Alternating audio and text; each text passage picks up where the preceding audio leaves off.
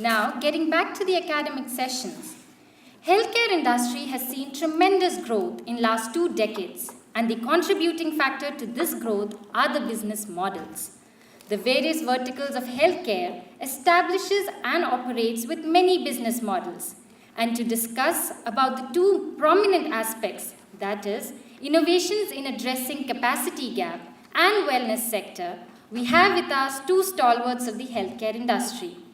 I would request esteemed speakers, Dr. Shabnam Singh, Chairperson of Healthcare Sector Skills Council under the National Skills Development Council Governing Board, and Mr. Sandeep Ahuja, Managing Director VLCC and Chairman FICCI, National Wellness Committee, to kindly come on the dais.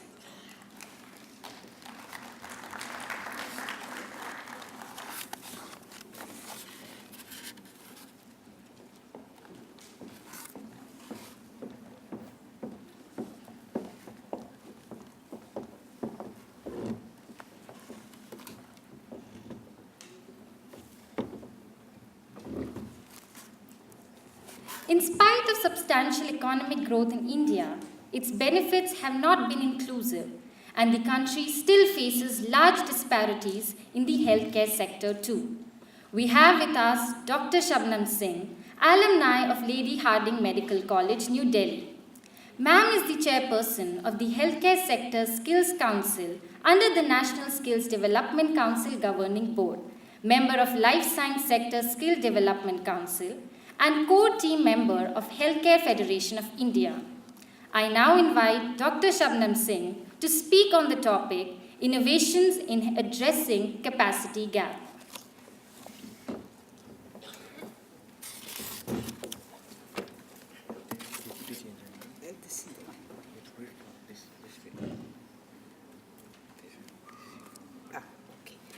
So, thank you ever so much, Raji Vidya, for having given us this opportunity to share with this august audience some of the very small initiatives which are being undertaken by people who would be among this audience and people who truly care about the entire health system of this country. A healthy nation is a wealthy nation. I don't think there's any doubt about it. The unfortunate truth is that the understanding of what a healthy nation means actually came up when the debacle of 2008 financial crisis took place worldwide. So while you did have the banking system collapse, in addition, the sudden look at what was being spent on health by choice in the Western world started raising its head like Hydra, till it suddenly dawned on everybody that healthcare and spend on healthcare can cripple nations, can decide the political future of nations, and suddenly this interest started developing. While the interest started developing, people started looking at what this delivery mechanism is all about. While the IT sector was moving very fast, we were bombarded with technology. Use technology and all the ills of delivery will be taken care of.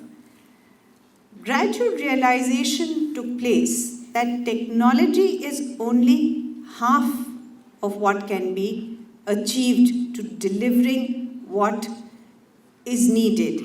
You could not run away from the fact that the doctor could be replaced by technology. His efficiency could be improved, but he could never be replaced. And thereby started a worldwide phenomenon of inward looking as to what do you do. Very, very happy to share with you. They say that in adversity sometimes, there's a tremendous opportunity to do change.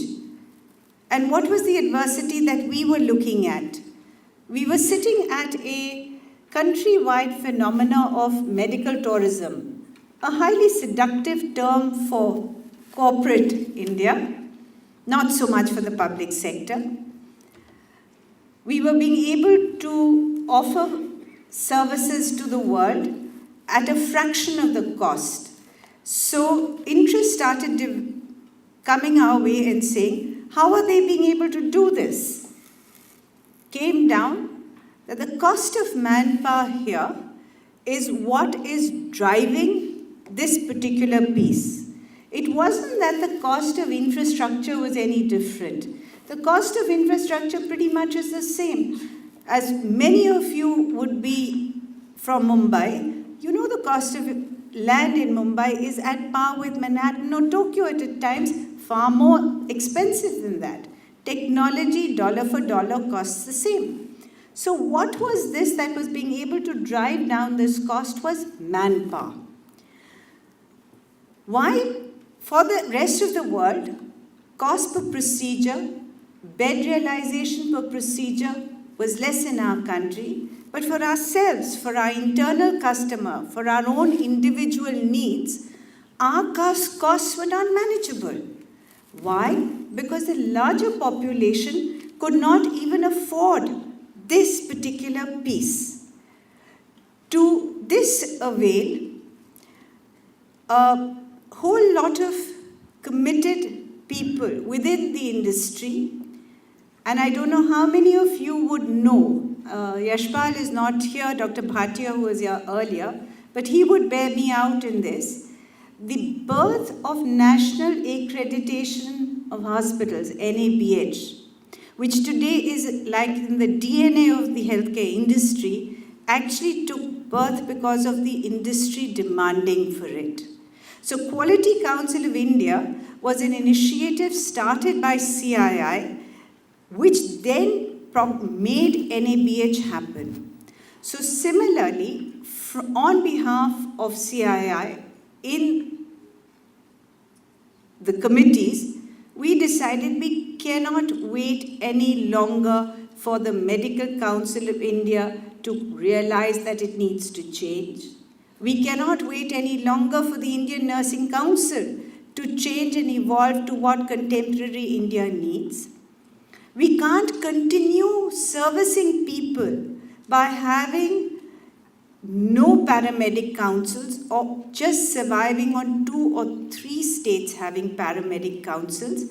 We had to get this movement off the ground because it impacted each one of us, the entire country.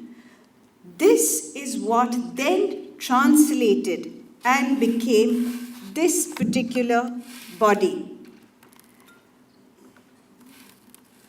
Around 2009,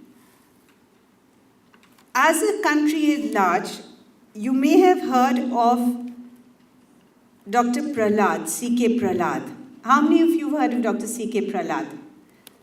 Good. So you would know that he was the founder or thought provoker of the great demographic dividend. And he flagged that while this is the most brilliant resource or the greatest wealth that India could have, if it was not channelized in the right way, this very demographic dividend could make us collapse. And that's where the NSDC took birth. We from CII, from the Healthcare Committee, joined hands with the NSDC to form what is called the Healthcare Sector Skills Council. I'll just leave these slides as background material. All of you who run hospitals or who are embarking upon wanting to do I don't think I could finish 40 slides in 35 minutes. So people who are familiar with hospitals, there's a pyramid in a hospital and you have a doctor sitting right on top. If you look at at the availability, in India it's 0.6 compared to the United States of 2.56. So on and so on. While there is a huge demand, there is no standardization and uniformity in education system for allied health care, leading to lack of competency and movability. Movability, as we all know, is called portability. So this was the area we decided to focus on. For every 20 people that we employ in the health industry, only 8 of them come with any kind of certification. 12 of them have no certification. It is all, I have worked with Dr. Sonawala, I have worked with so-and-so for X number of years, and therefore I am good. So tomorrow, as was mentioned earlier, every potential patient is a potential medico-legal case on your hand. If you ended up in a suit, there was nothing to say that the person whom you had entrusted your patient to be able to just tie the knot on the bandage was certified or trained the proper way.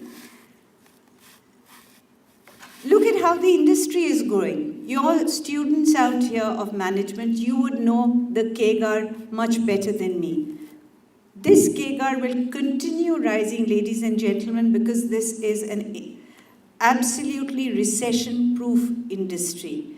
But to keep the momentum on, if for each one of the pieces that have been mentioned through this conference, quality, insurance, infrastructure, you don't have the right people, this KGAR is not going to go northwards, it's only going to go southbound. So, as I said, we decided we are not going to look at the realm of doctors and nurses. We were going to look at how is it that we can improve the efficiency of the limited number of doctors and nurses, focus at the bottom of the pyramid, very inappropriate term to use for a force without which no doctor or no nurse can function. They are the absolute strength by which each one of you tomorrow are going to graduate and be able to get into hospitals. If these people were not there, you. But absolutely without any training or certification needs, either by licensure or anything. So, when we look at this, today, the certified pool is about 2 lakhs, 65 lakhs are needed. There are various buckets in which you can put them in: community services, diagnostic services, curative, non-directive, rehabilitative services, and this will keep evolving. It's not going to be static because the delivery of healthcare with every new technology you're going to use is going to throw up a new kind of person needed to drive that technology. So, with this challenge on hand, we decided, this is the existing, as I said, 3 buckets of people who train, certify, and accredit. This was the problem statement which finally gave birth to this particular piece of the action. This is owned by you, subscribed by you, used by you. But if you don't know what it is, you will not be able to utilize this effectively. This, as I mentioned earlier, is a piece of action which is committed to facilitating the training of 4.8 million workforce over the next 10 years. The structure of the Governing Council, as you can see, is very thoughtfully put in. It has academicians, it has public people, it has corporate India, future employers, past employers, people who have meaning. It is truly representative of a body which bridges academics and employability. So any job role which is out there by which you're not going to be employed does not have a place here. This was with, the first Governing Council was on 27 September 2012. small beginnings with large industry, small industry players. What is the role of the Sector Skills Council? How many of you have heard of a job description? Brilliant. So big words for very simple things. National occupational standards are nothing but job descriptions. It essentially tells a person what is that person supposed to do. Nothing else. 90% of the time you hire a person, the person who hires the individual has a very fuzzy knowledge about what that person is supposed to do.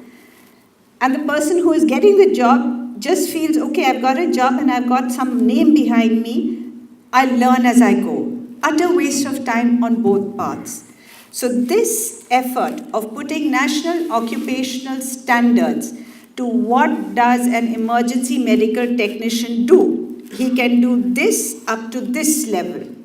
What does a general duty assistant do? The general duty assistant doesn't suddenly, like a chameleon, take off one suit and become a nurse tomorrow. No, that particular person does this, a nurse does Y.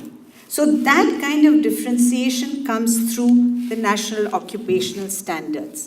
Sitting behind that is, what is the kind of course that needs to be taught to the person? Is it contemporary?